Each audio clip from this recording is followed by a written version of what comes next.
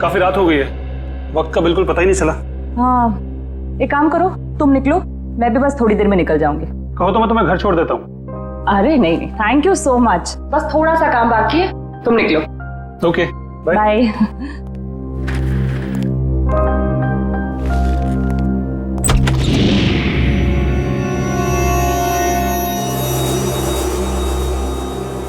ठीक है। क्या है ये वैभव? ये कोई दरवाजे पे एनवलप छोड़ के गया है। बाहर इतनी रात को? ठीक है, तुम निकलो, मैं देखती हूँ। Okay, bye. बाय। इसमें कुछ लिखा भी नहीं है।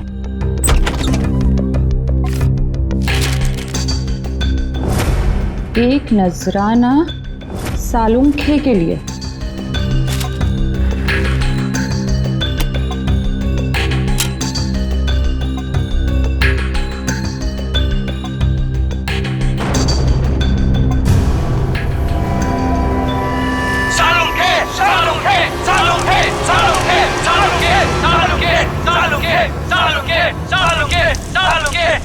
सबका सालुंखे सर के साथ क्या लेना देना है?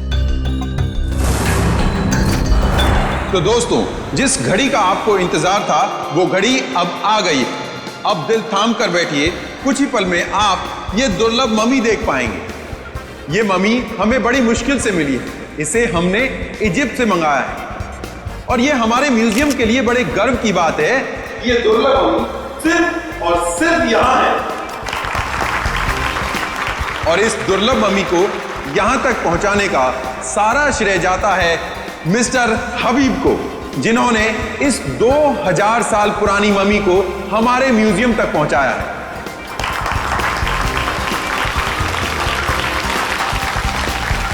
और अब मैं आपका ज्यादा वक्त ना लेते हुए आपके सामने पेश करता हूं ये दुर्लभ मम्मी।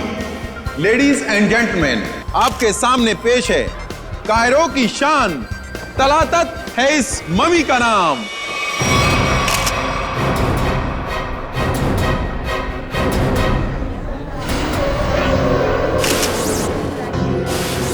अंदर देखो, ये किसने लिख दिया?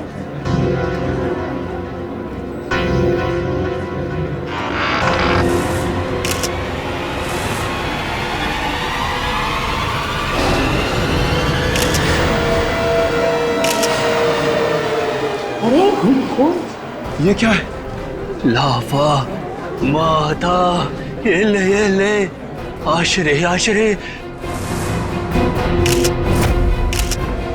रीढ़ की हड्डी के साथ सिर्फ ये खोपड़ी जुड़ी हुई है, कंकाल का बाकी का हिस्सा तो गायब है। सर, कोई ऐसा क्यों करेगा?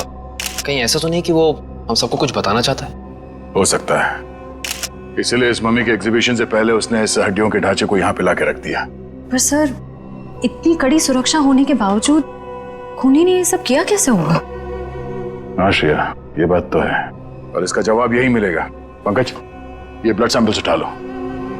माहता तकलीफी फकलीचा। आप चिंता मत कीजिए, ये सब सीआईडी के ऑफिसर्स हैं, ये सब पता लगा लेंगे। क्या मुसीबत है यार ये। मिस्टर विजय सर, इस मम्मी को कपड़ा ढकने से पहले आखिरी बार कब चेक किया था इसे? सर, कल रात करीब 10 बजे, तब तक सब कुछ ठीक ठाक था। मतलब 10 बजे के बाद कोई अंदर घुसा और उसने ये सब किया? सर, इस हॉल में 3 कैमरा लगे, जिसने भी ये सब किया है वो इन कैमरों में जरूर कैप्चर हुआ होगा।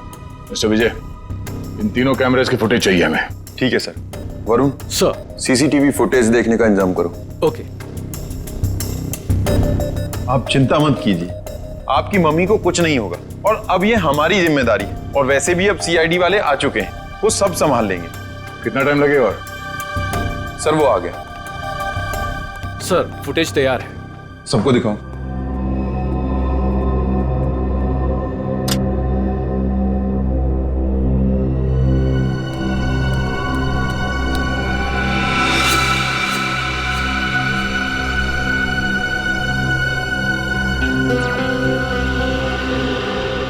ये क्या? ये फुटेज ब्लैंक क्यों हो गया? जरा फिर से प्ले करो उसे। इसमें तो कुछ भी नहीं है।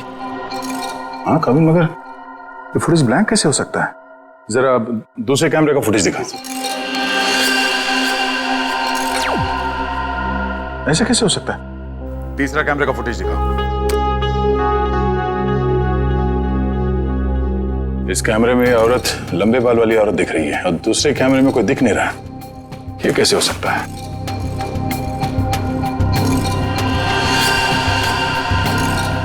एक कैमरे में दिखी और दूसरे में गायब। कैसे हो सकता है?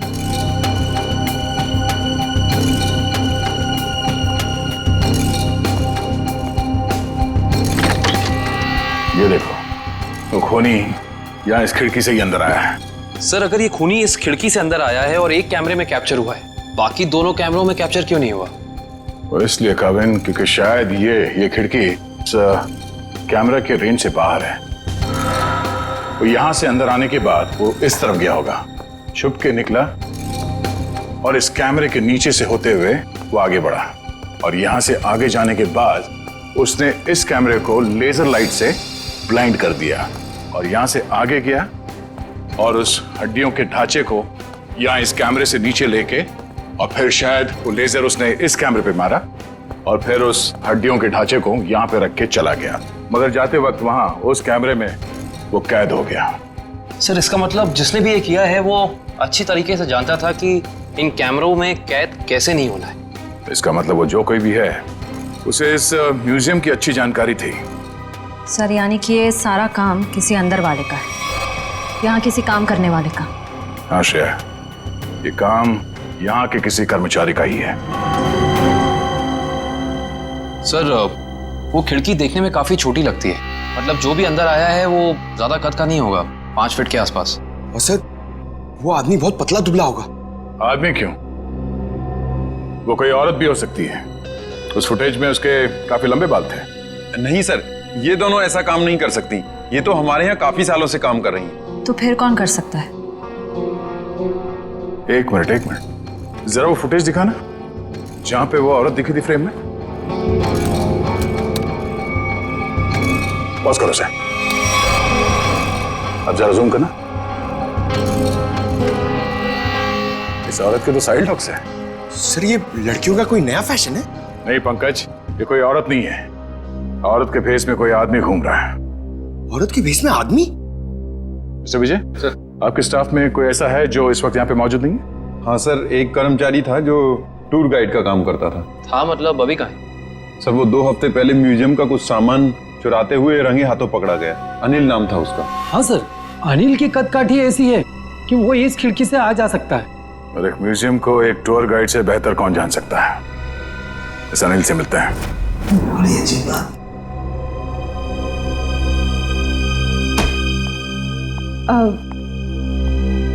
सर कल रात को ना एक अजीब डीवीडी आई है आपके नाम से लैब में। डीवीडी? हाँ सर,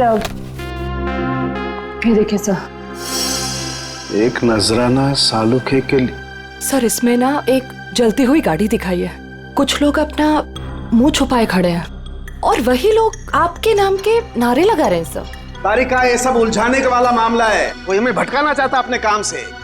रखो ये डीवीडी वहां पर रखो, काम पे ध्यान दो। कमा देखो इस डीवीडी को उधर, और इधर आओ।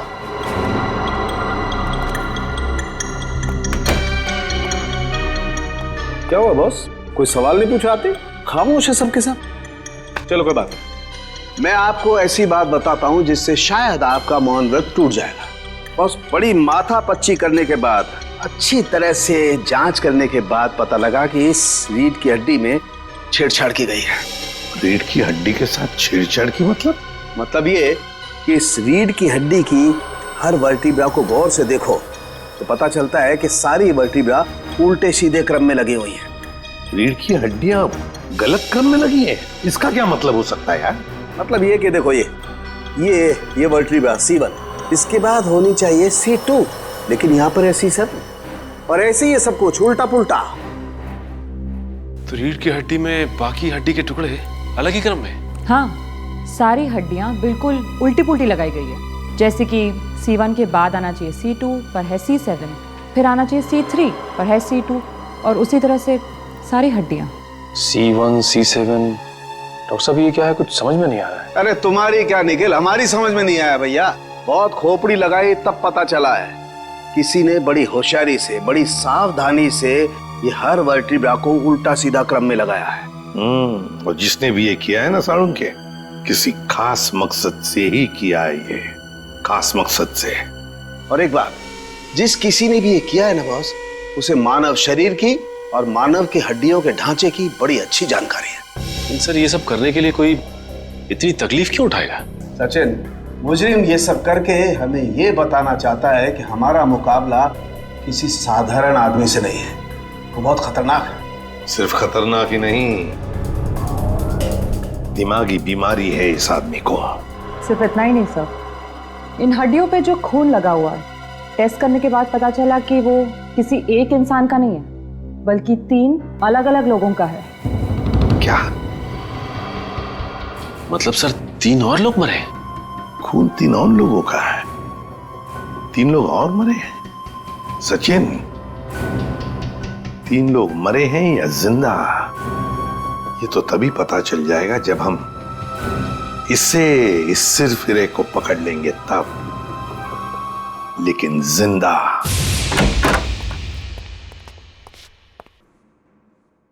ऐसा लगता है कमरे में कोई भी नहीं है।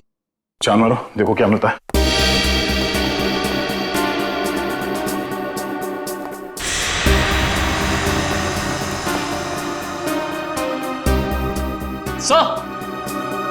सर ये देखिए अनिल, सर जिंदा है, मगर सांसें बहुत धीमी चल रही हैं इसकी। पंकज, एम्बुलेंस को फोन करो जल्दी। हाथ खोलो। ये क्या? Pen drive? Play me. तो इसे चलो जल्दी।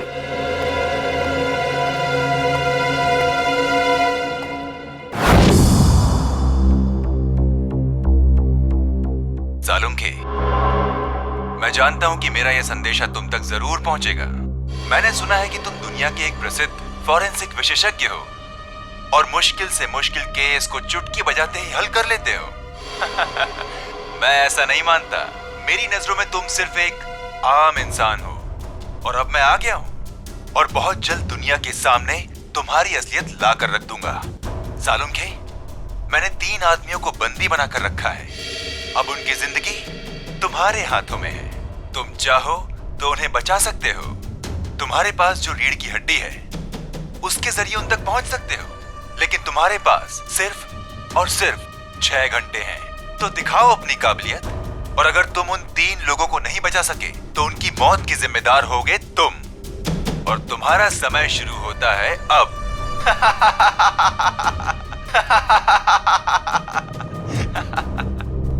सर ये आदमी तो खुलेआम डॉक्टर सालुंखे को चुनौती दे रहा है। सर, हमें सालुंखे सर को इसके बारे में बता देना चाहिए।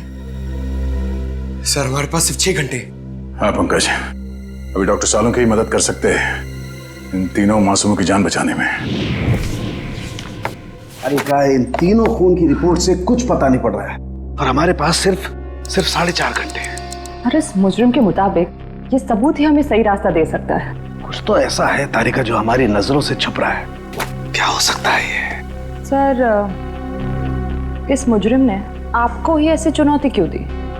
मेरे कहने का मतलब है कि कहीं आपके अतीत में कभी ऐसा कुछ तो नहीं हुआ, कोई हादसा वगैरह जिससे आपको अभी भी अफसोस हो? तारिका, ये मुजरिम दिमागी तौर पर पागल है, हमें भटकाना चाहता, बस दैट्स इट। और सर वो डीवीडी?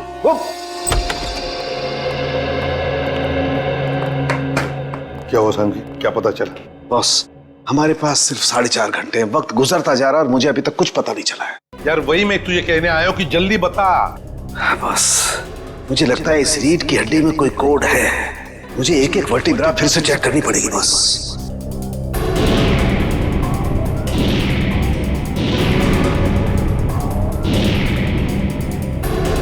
हाँ बस, इस वर्टिब्रा में कुछ गड़बड़ है। क्या गड़बड़ है सर?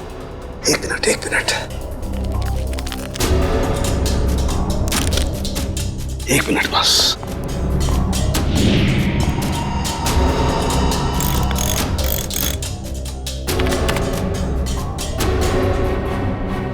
यस,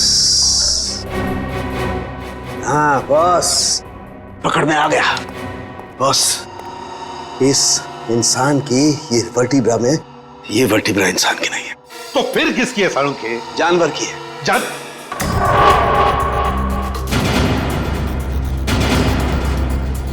यार तू क्या कह रहा है? बस थोड़े से टेस्ट और करने पड़ेंगे, लेकिन एक बात कंफर्म है, ये वर्टिब्रा किसी जानवर की, और जानवर में भी ये वर्टिब्रा कुत्ते की है, कुत्ते की।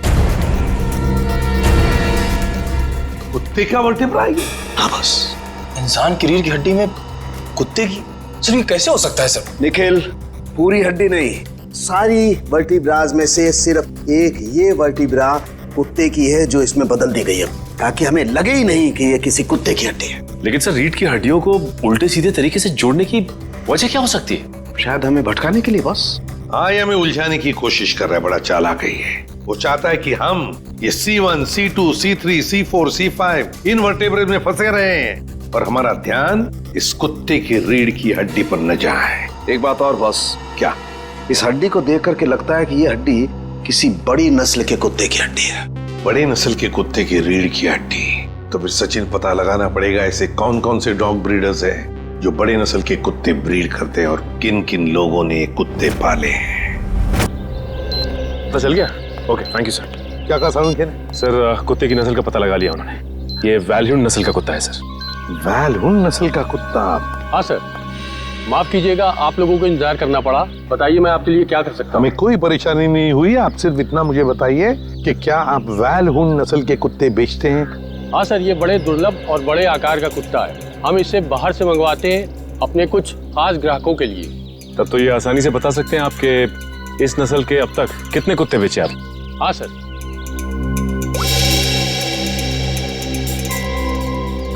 पिछले साल 2 कुत्ते बेचे और इस साल 4 दिन पहले 1 कुत्ता बेचा, वैल्यून नस्ल का, पूरे शुद्ध। 4 दिन पहले? सचिन, इन कुत्तों के सारे डिटेल्स ले लो।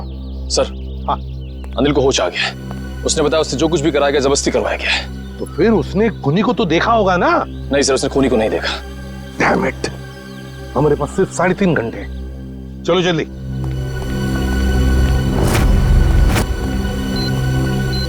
सर हमने 2 घर तो चेक कर लिए, उनके कुत्ते तो सही सलामत हैं। हाँ निखिल, अब इस घर का कुत्ता देखते हैं, शायद यहीं से कुछ पता चल जाएगा।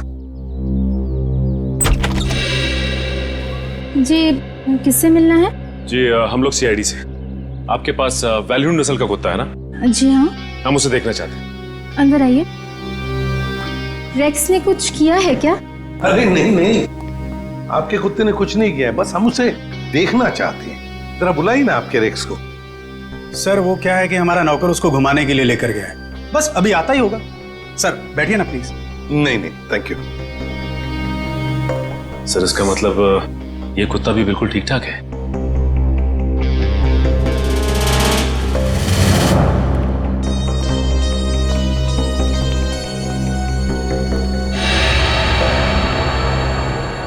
क्या यही है आपका रेक्स? जी सर, आपको कोई शक है क्या? मैं फिर से पूछता हूं, क्या यही रेक्स है? जी हाँ सर। देखिए, हमारे पास जिस कुत्ते का फोटोग्राफ है उसके दाहिने आंख के ऊपर, मतलब यहां पर एक काला धब्बा है। आपके इस रेक्स में वो नहीं है। ये क्या कह रहे हैं सर आप? इसका मतलब तो यही हुआ कि जो कुत्ता आप लोगों ने खरीदा है वो ये कुत्ता नहीं है। ये क्या है मैं? क्या कह रहे हैं सर? हमें कुछ समझ में नहीं आ रहा। ये तो अब माया जी समझाएगी। क्यों माया जी, कहाँ है रेक्स आपका? वो सर। माया जी प्लीज, हमारे पास वक्त बहुत कम है, इसलिए जवाब दीजिए। किसी की जिंदगी और मौत का सवाल है, प्लीज। अशोक, रेक्स गुम हो गया था। मैं डर गई कि तुम नाराज हो जाओगे, इसलिए मैं उससे मिलता जुलता दूसरा कुत्ता खरीद लाई। हमारा प्यारा रेक्स गुम हो गया और तुमने मुझे बताना जरूरी नहीं समझा और दूसरा कुत्ता ले आई? आपको पता नहीं चला? सर मैं मर्चेंट नेवी में हूँ, पिछले 6 महीने से मैं शिप पे था, अभी 2 दिन पहले आया हूँ। अच्छा माया जी, ये आपका रेक्स गुम कैसे हुआ? सर हमेशा की तरह मैं रेक्स को लेके रोड में टहलने निकली, वो मुझसे दूर भागने लगा। मैंने उसे पकड़ने की कोशिश की पर पता नहीं भागते भागते वो कहाँ खो गया। और आपने उसे ढूंढने की कोशिश नहीं की? हाँ सर, बहुत कोशिश की पर मिला ही नहीं। अच्छा, ये सब कब हुआ, कहाँ पर हुआ? 4 दिन पहले, जंगल के पीछे वाले रास्ते पर। जंगल का पीछे वाला रास्ता? सर हमारे पास वक्त बहुत कम है सर, जंगल काफी बड़ा और राइस को ढूंढना थोड़ा मुश्किल है सर। रेडियो और पंकज को लगा दो काम पर, फोन करो उसे। Thank you very much. अरे सर, ये एसीपी सर ने हमें अचानक यहाँ क्यों बुला लिया? पता नहीं यार, एसीपी साहब का ऑर्डर है भैया, मानना तो पड़ेगा। हाँ सर, मैंने सुना है इन जंगलों में ना जंगली जानवर आते हैं। अबे तू मुझे बता रहा है या डरा रहा है? बता रहा हूँ सर, मैंने अखबार में पढ़ा है। एक बार एक आदमी इन जंगलों में कहीं घूम गया था, चीता ने पीछे से उसके ऊपर झपट्टा मारा और उसे कच्चा चबा दिया। कच्चा चबा दिया? अरे बाप रे! और चीता तो पीछे से झपट्टा मारता है सर। पंकज एक काम कर, तू आगे देखते हुए चल, मैं पीछे देखते हुए चलता हूँ, उल्टा। ओके चल। चले सर। हाँ। रेडियो और पंकज लगे हैं ना काम पे? हाँ सर, लगे हुए लोग। इसकी बात समझ में नहीं आ रही है, कुत्ता माया के घर से भागा क्यों? मुझे तो लगता है निखिल, कुत्ते को किसी चीज से ललचाया होगा इसलिए वो भाग गया। ये सब उस खूनी का प्लान हो सकता है। अभी चल। पंकज, वहां झाड़ियों में कुछ है। सर कहीं चीता तो नहीं?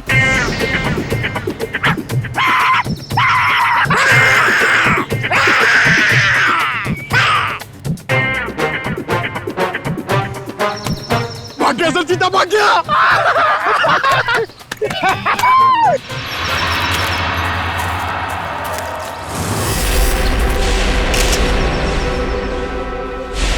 एक मिनट, ये देखो।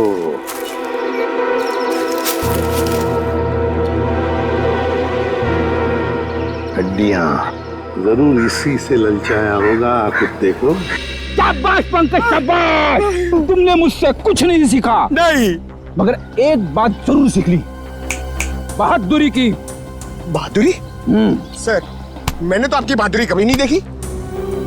अबे मैं बहादुर था मैं, शादी से पहले, मगर शादी के बाद तो। सर, एक चीता कहीं फिर से तो नहीं आ गया? अरे बाप रे, अब क्या करें? आपको पेड़ पे चढ़ना आता है? नहीं पंकज, भाग भाग भाग भाग, भाग।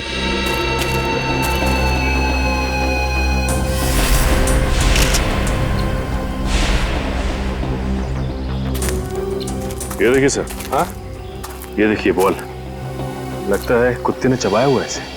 ये क्या, कुत्ते के दांत के निशान भी तो है। इसका मतलब है वो लोग इसी दिशा में गए हैं, क्योंकि हड्डियां हमें वहां पर मिली और ये बॉल यहाँ पर। उसी तरह होगा, वो देखते हैं।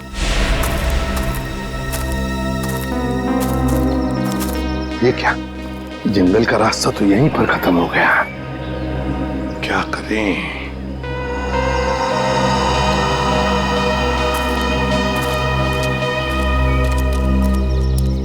अरे भैया सुनो, देखो हम लोग सीआईडी से।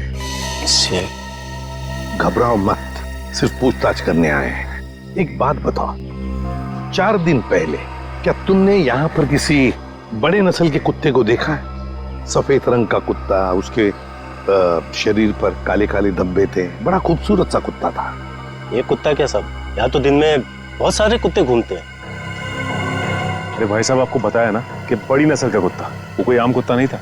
अच्छा, वो जिसे लोग गाड़ियों में लेकर घूमते हैं? हाँ, ऐसा कुत्ता तो देखा नहीं, लेकिन 4 दिन हो गए मैं अंदर खाना खा रहा था और एक कुत्ता जोर जोर से भौंक रहा था। तो मैं खाना छोड़ के बाहर आया, कुत्ता तो नहीं था, लेकिन एक सफेद कलर की वैन तेजी से निकल गई। शायद वो कुत्ता उसमें हो।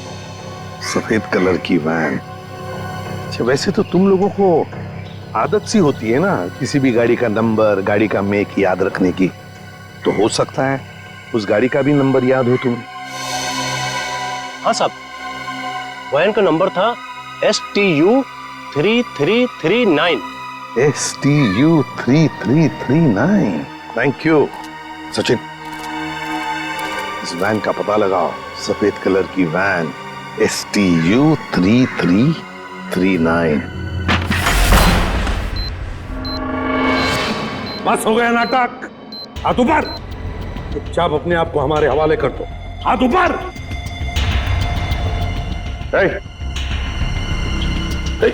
hands up।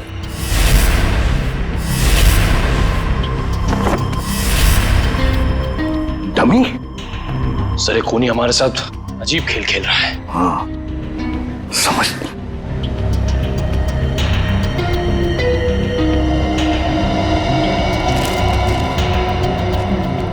चिट्ठी है।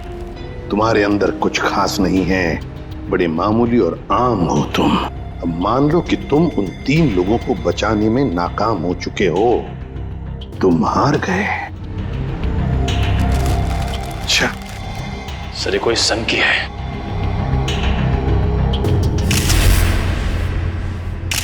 ये देखिए सर, इसके हाथ में ये फूल, लगता है कुछ बताना चाहता था हमको। हाँ, ये हमें कुछ बताना चाहता है, कुछ ऐसी चीज जो साळुंखे को भी दिख नहीं रही है। साळुंखे तो अब तक वहां पहुंचा ही नहीं। पता लगाना पड़ेगा है क्या ये सुराग जो अभी भी धुंधला सा है। या साळुंखे सिर्फ 40 मिनट बचे हैं, जो भी करना है जल्दी कर। हाँ बॉस, आई नो। ये रीढ़ की हड्डी की गुत्थी तो सुलझा ली, लेकिन उसके आगे कुछ समझ में नहीं आ रहा है। सर, जरूर हमारी नजरों से कुछ ना कुछ तो छूट रहा है। आई नो तारिका कुछ छूट रहा है, लेकिन क्या छूट रहा है वो तो समझ में आए। तारिका, ये स्कल पकड़ो जरा। तारिका, वो सब लो। सर, ये लीजिए सर।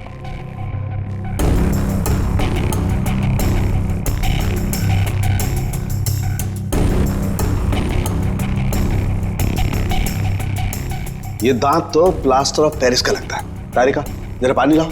प्लास्टर ऑफ पेरिस का दांत? कोई प्लास्टर ऑफ पेरिस का दांत क्यों लगाएगा? नहीं साळुंखे, ये जरूर खूनी किसी और तरफ इशारा कर रहा है।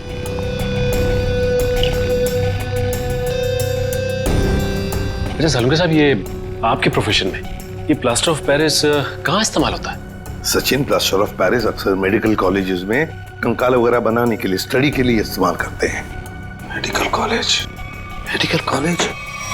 ये फूल बस, इस तरीके का फूल मेरे टाइम में मेरे कॉलेज में कुछ बदमाश छात्र अपनी पहचान के लिए छोड़ जाते थे। तो इसका एक ही मतलब हो सकता साळुंखे कि खूनी तेरे मेडिकल कॉलेज की तरफ इशारा कर रहा है। हाँ, तेरे मेडिकल कॉलेज की तरफ, मेरे कॉलेज की तरफ। सर, मैं आपसे जिस DVD के बारे में बात कर रही थी ना, उसके वीडियो में लोगों ने जो कपड़े पहने हैं उन पे भी ठीक ऐसे ही फूल का प्रिंट बना हुआ है। किस वीडियो के बारे में बात कर रही हो तारिका? तारिका, वो वीडियो ऑन करो। हाँ सर। लगाओ लगाओ, वीडियो लगाओ।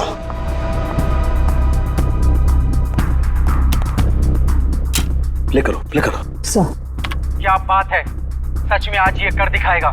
अरे बॉस, ये तो मेरे कॉलेज का ग्राउंड है। चलो। गाड़ी उड़ा दी गई है। साळुंखे, साळुंखे, साळुंखे, साळुंखे, साळुंखे, साळुंखे, साळुंखे, साळुंखे, साळुंखे, साळुंखे। और वहां पर जितने भी लोग हैं सब तेरा ही नाम ले रहे हैं। साळुंखे, साळुंखे, साळुंखे। फिर इस वीडियो के बारे में पहले क्यों नहीं बताया तूने हमें? ये क्या चक्कर है साळुंखे? बॉस, कॉलेज में एक घटना के दौरान डीन की कार जला दी गई थी, लेकिन इसमें मेरा कोई लेना देना नहीं है। ऐसा तू कहता है ना साळुंखे, लेकिन खूनी सोचता है कि तेरा ही हाथ है इसके पीछे, इसलिए वो तेरे पीछे पड़ा है। नहीं साळुंखे, तेरा कुछ ना कुछ तो संबंध जरूर है इस केस से। गॉड, प्लास्टर ऑफ पेरिस का दांत लगाना, उस डमी के पास उस फूल का छोड़ जाना। My God. बॉस, बॉस, ये मुझे अपने कॉलेज की तरफ बुला रहा है। मतलब सर, इन तीनों विक्टिम्स को भी इसी कॉलेज में रखा गया होगा? हाँ, सिर्फ 30 मिनट बाकी है, तेरे मेडिकल कॉलेज में जाना होगा।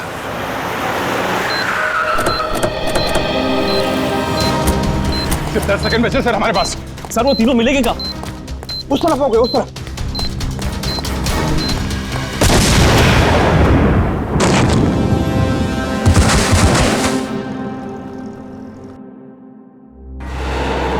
अभिजीत, डॉक्टर साहब, अब ठीक है? मैं कैसे ठीक हो सकता हूँ? 3 बेगुनाह लोगों की जान ली, क्यों किया तुमने ऐसा? संभालिए अपने आप को डॉक्टर साहब। नहीं, मैं कैसे संभाल सकता हूँ? उसने 3 बेगुनाह लोगों की जान लिया, मैं उस खूंखार को अपने हाथों से मार के रहूंगा।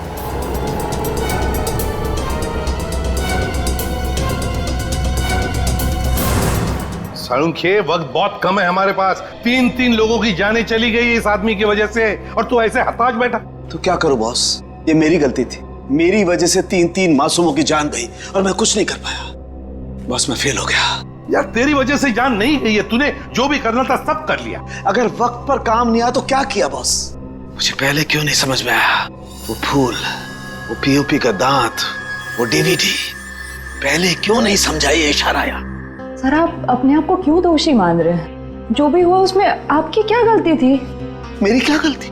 बॉस, क्या फायदा मेरे एक्सपीरियंस का, मेरे अनुभव का? क्या फायदा जब मासूमों की जान मेरी आंखों के सामने चली जाए? क्या फायदा? क्या बात करता है तू साळुंखे? अरे साळुंखे उस इंसान का नाम है जो कभी हारना नहीं जानता। जहां पर कुछ भी नहीं है उसमें से कुछ न कुछ तो ढूंढता ही है। हाँ सर, जब उम्मीद की एक भी किरण दिखाई नहीं देती, उस वक्त भी आप ऐसा कुछ ढूंढ निकालते हैं कि हम लोग आसानी से केस सॉल्व कर लेते, मुजरिमों को पकड़ लेते। Yes, eureka! जहर बॉडी में आया था दांत से। लेकिन सचिन, आज मुजरिम जीत गया। सीआईडी की ड्यूटी के दौरान जो कुछ भी हमने आपसे सीखा है, आपका जोश, आपका हौसला, सर आप कभी हार नहीं मान सकते। हाँ सर। देखता क्या है, सोचता क्या है? उठ, लग जा काम पे।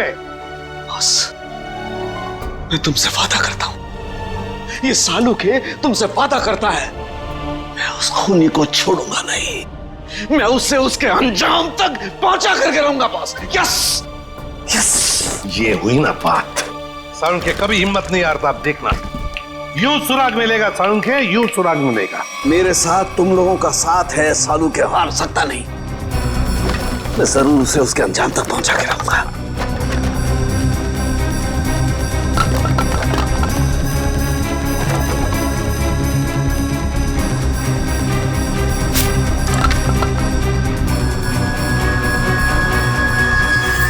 बस, ये शायद किसी कार्डबोर्ड का टुकड़ा है जो अभी तक जला नहीं है। ये हिस्सा कुछ अजीब तरीके से उभरा हुआ है। हाँ यार, कुछ तो है उसके नीचे। अरे का काम करो, इसे साफ करो जल्दी। मैं कहता हूँ साळुंखे, जरूर कोई सुराग मिलेगा हमें। बिल्कुल बॉस, हम उस खूनी तक पहुंच करके रहेंगे।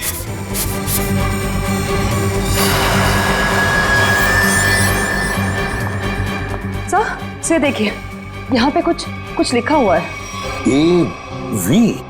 एवी क्या हो सकता है? सर, जीडी रोड पे एक कार्डबोर्ड बॉक्स की कंपनी है सर, जो पिछले 2 सालों से बंद है, और उस कंपनी का नाम है एवी एंटरप्राइजेस। तो इसका एक ही मतलब हो सकता है कि खूनी ने अपना ठिकाना बना दिया है उधर ही, एवी एंटरप्राइजेस में। काश अब वो जान पाता कि उसकी उल्टी गिनती शुरू हो गई है। सर, यही एवी एंटरप्राइजेस की फैक्ट्री है।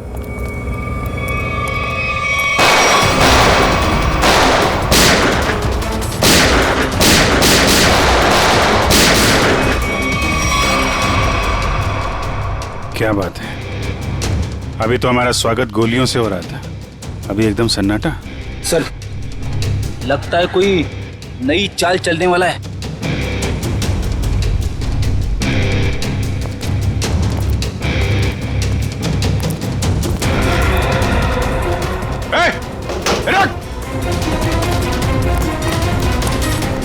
सर,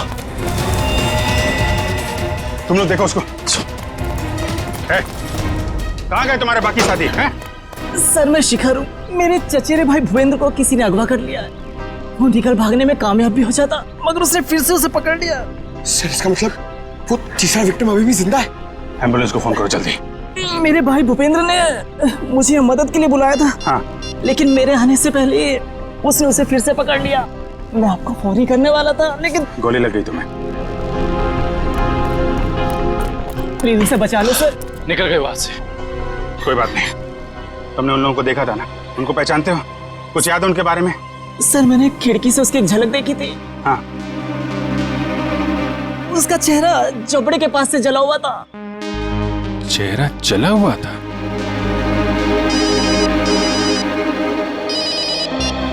हेलो सीआईडी वालों, तुम लोग डाल तो मैं बात। तुम लोग मुझे कभी पकड़ नहीं सकते। भूपेंद्र की मौत इतनी भयानक होगी कि उसका जिम्मेदार सिर्फ और सिर्फ सीआईडी होगी। देखो तुम लोग, हेलो हेलो, कौन था सर? खूनी अब हमें चुनौती दे रहा है। सर पता नहीं वो लोग भूपेंद्र को कहाँ ले गए होंगे। ये मामला साळुंके साहब के अतीत और उनके कॉलेज के दिनों से जुड़ा हुआ है। तो हो सकता है ये जले चेहरे वाला आदमी उन्हीं में से कोई हो। उस समय के जितने भी स्टूडेंट थे सबके बारे में पता लगाना होगा। क्या 20 साल पहले सोया और 1 महीना पहले जग गया? Okay, thank you. जवाब रेडी? सर 20 साल पहले साळुंके साहब के मेडिकल कॉलेज के डीन की कार जब उड़ाई गई तो उस धमाके में कुणाल नाम का एक छात्र घायल हो गया और कोमा में चला गया। वो जिस हॉस्पिटल में भर्ती था वहां से पता चला है कि वो अभी 1 महीना पहले कोमा से बाहर आ चुका है। बॉम्ब धमाके में घायल हुआ था और जो खूनी है उसका चेहरा भी जला हुआ है। मुझे लगता है ये कुणाल ही खूनी है, अब बदले की आग में जल रहा है। सर हॉस्पिटल वालों ने कुणाल का पता SMS किया है। सर जरूर वो भूपेंद्र को वहीं लेकर गया होगा। ठीक है, उसके घर चलते हैं। क्या एड्रेस क्या?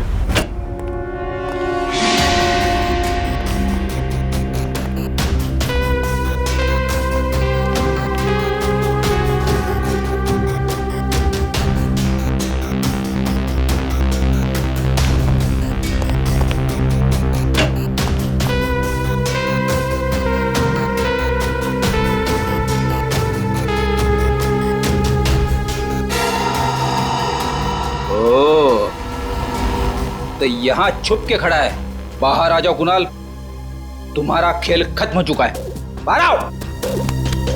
अरे तुम मेरे पीछे कैसे आ गए?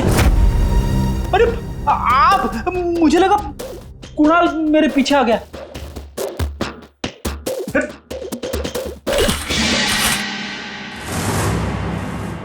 सिर्फ जूते हैं, वहां चेक करो। इस कुणाल ने तो जूते खिलवा दिए मुझे। सर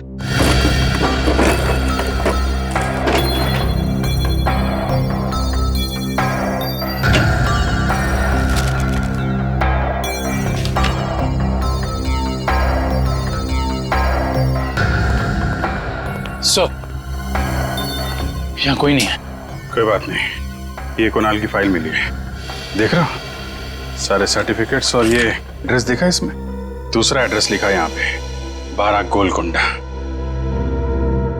कहीं भूपेंद्र को लेके यहाँ तो नहीं छुपा बैठा है?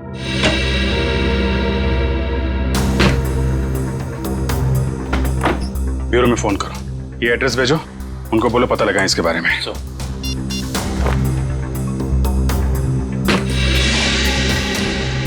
अरे सर जल्दी आइए। अरे सर जल्दी आइए।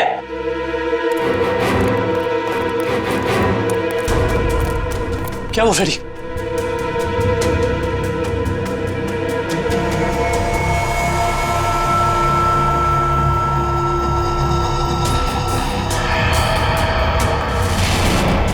मैं अपना बदला लेकर रहूंगा। जिसने भी मुझसे मेरा कीमती वक्त छीना है, मैं उसकी जिंदगी छीनूंगा। जो दर्द मुझे मिला है वो दर्द मैं बराबर लौटाऊंगा। मैं तुम लोगों पर ऐसा दाग लगाऊंगा जिससे सिर्फ तुम्हारी मौत ही मिटा सकेगी। मुझे किसी भी कीमत पर अपना बदला पूरा करना है। काफी तैयारी कर रखी है इसने बदला लेने की। सर ये फोटोज देखिए सर। सर इसमें साळुंके सर की भी फोटो। और सर उन 3 विक्टिम्स की भी फोटोज हैं। ये फोटो तो अभी हाल के ही लग रहे हैं। बिल्कुल सर, ये सारी फोटोज इस केस की जांच के दौरान ली गई हैं। ये तो माया के घर का फोटो है। ये कुणाल हम पे जासूसी कर रहा है क्या? जासूसों के ऊपर जासूसी? जहां जहां हम जा रहे हैं हमारा पीछा कर रहा है। इस बार आएगा तो वापस नहीं जाएगा।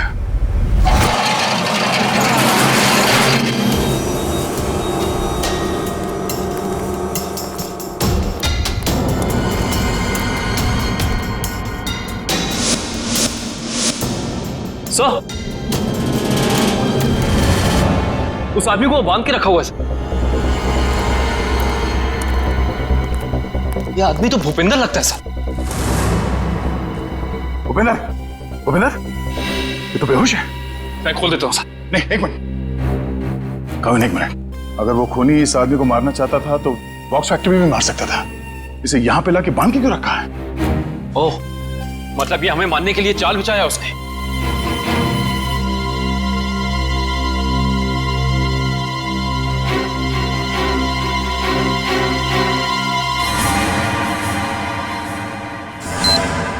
ओह नो, मौत का जाल यहां बिछा के रखा।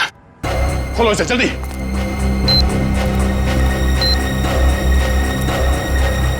जल्दी खोलो इसे।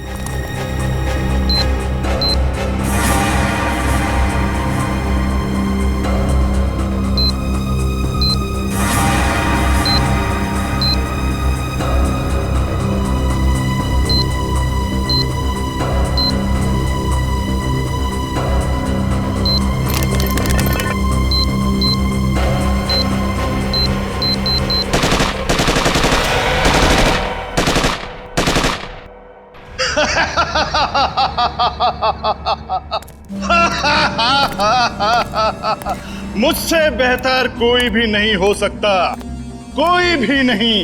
मैं कुणाल, मैं कुछ भी कर सकता हूं, कुछ भी। मैंने सीआईडी वालों को सुला दिया, मौत की नींद सुला दिया। अब दुनिया में इसके बाद कोई भी अमन और शांति का जिम्मा अपने कंधे पर नहीं उठाएगा। अभी एक को सबक सिखाना बाकी है। सालुंखे, अब तुम्हारी बारी है, तुम्हारी बारी है। अब तेरी बारी है कुणाल। तुम लोग जिंदा कैसे हो सकते हो? तेरे जैसी बीमारी सीआईडी का कुछ नहीं बिगाड़ सकती। सीआईडी मरती नहीं, मारती है तुम जैसे गुनहगारों को। क्या कह रहा था तू? डॉक्टर सालुंके को सबक सिखाएगा? हाँ, चल तुझे डॉक्टर सालुंके के पास पहुंचाते हैं।